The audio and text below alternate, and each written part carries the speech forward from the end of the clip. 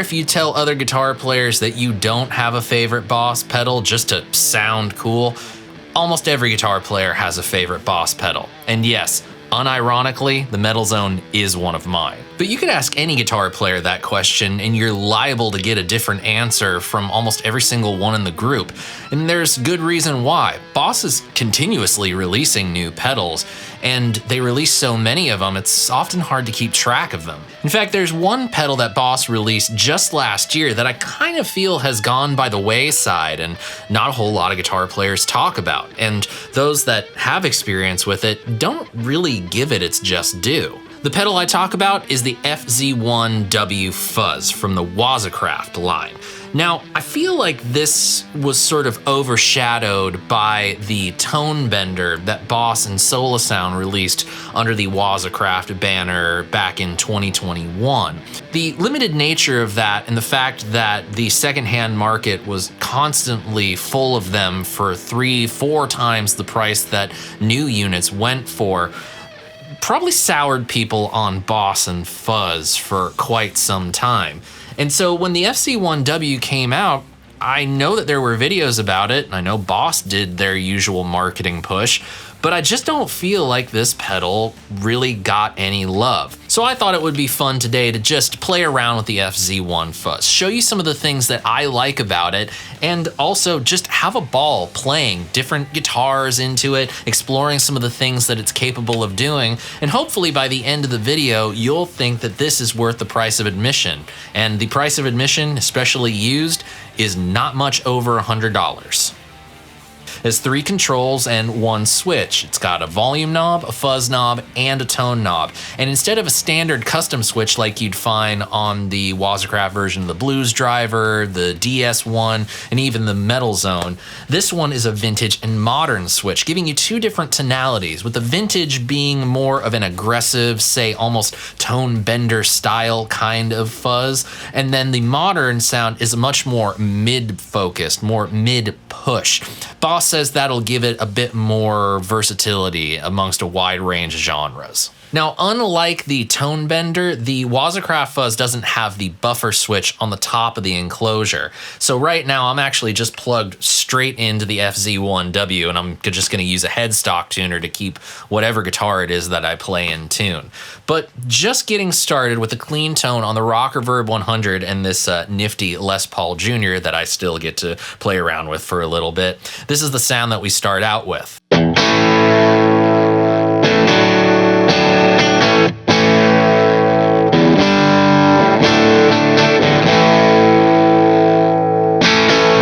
And with all knobs at noon in the vintage mode, this is what the sound turns into.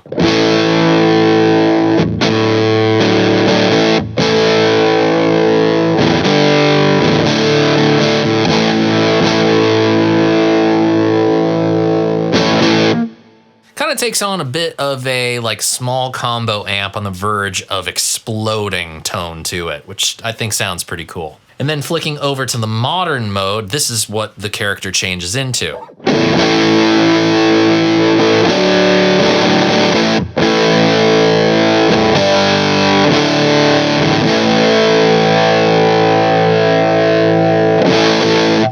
You can immediately hear that the mid-range is far more pushed and far more focused. Now, almost anytime I get a new fuzz pedal in, or at least fuzz pedals of certain types, is crank the volume and crank the fuzz all the way.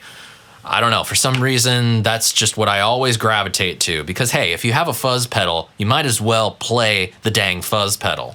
So we start out like this.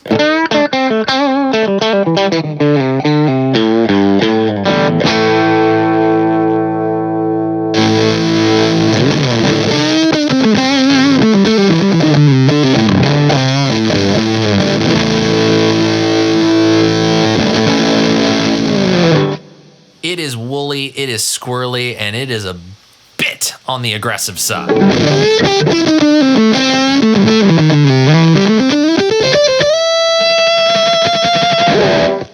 we have the tone control, which allows us a little bit more flexibility over that.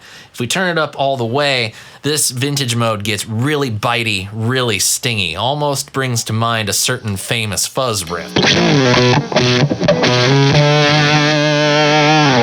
Not gonna play the whole riff because I don't wanna get flagged for copyright. But we can also turn the tone knob down and make it a little bit friendlier, more in the fuzz face territory.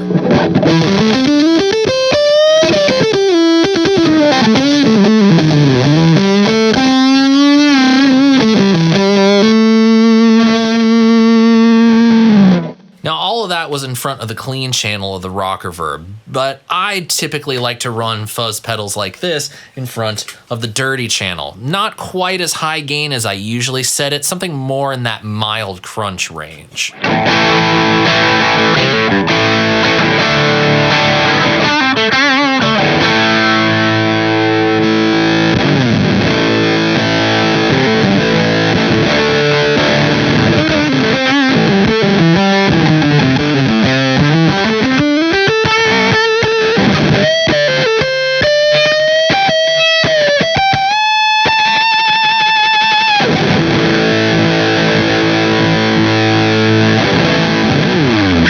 But it's here in front of this crunchier sound that the control set of the Waza Craft Fuzz really shines through. For example, we don't need to run the volume full up, and nor do we need to run the fuzz full up. We can actually get something really nice and fuzzy and friendly, giving you that kind of pillowy sound by just turning the knobs this way.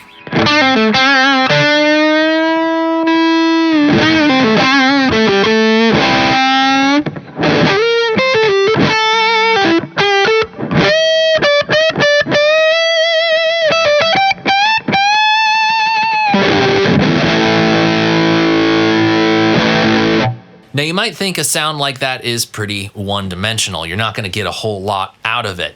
But the vintage mode reacts in much the way that you would expect a good fuzz face to react with this kind of squishy, fuzzy sound. We can actually clean it up and get a pretty decent clean tone out of it.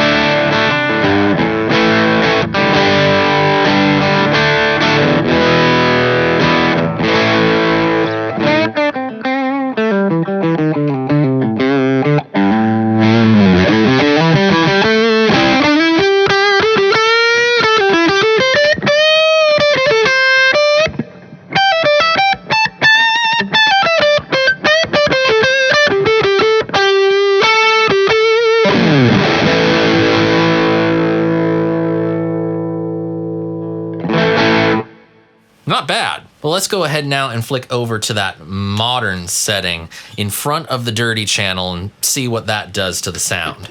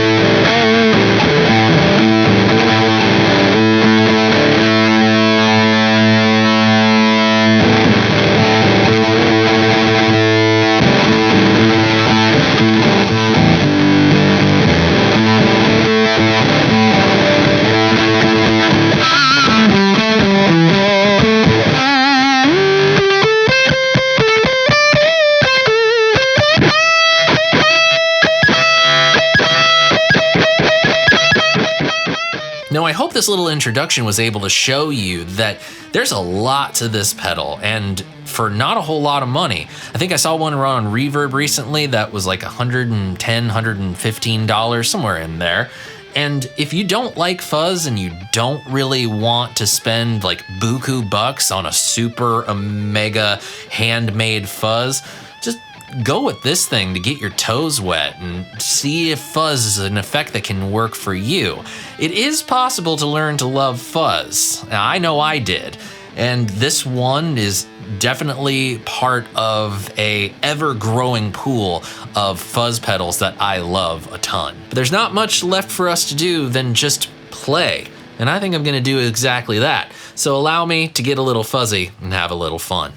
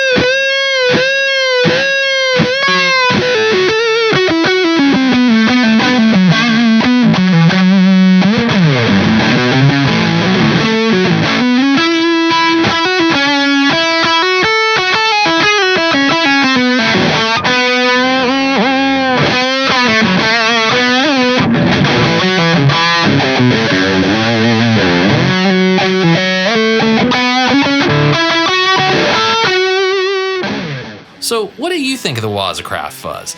Personally, I think that this thing deserves a lot more credit than it's actually getting. I had a blast discovering different uses for it, and I was surprised that throughout my discovery process, as it were, not only was I using it running in front of the rocker verb, I tried it in front of the Husing Kettner, but it worked incredibly well in front of the Walrus Audio ACS-1 for a direct guitar rig. That's not something that I ever really thought I'd be able to have, a fuzz that works well in a DI rig. I have really been surprised by this pedal, and I hope that I was able to show you all that this thing is absolutely worth your attention. If you enjoyed this video or learned something, I would greatly appreciate your support so that I can keep making videos just like this. There's a few things you can do, and the easiest is just to click the subscribe button and ring the notification bell. But I would love it if you went one step beyond that and joined my email club. I send links to videos just like this direct to your inbox, and all members of the email club are entered into future giveaways that I run here on the channel. Just go to SeanPierceJohnson.com/email, enter your first and last name and email address, and that's all you need to do. Thank you all very much for spending part of your day with me. I greatly appreciate it, and I hope you enjoyed yourselves as much as I did. Until we see each other again, I'm Sean Pierce Johnson, wishing you all watching great tone, great health, and of course, happy stomping. Cheers, friends. God bless.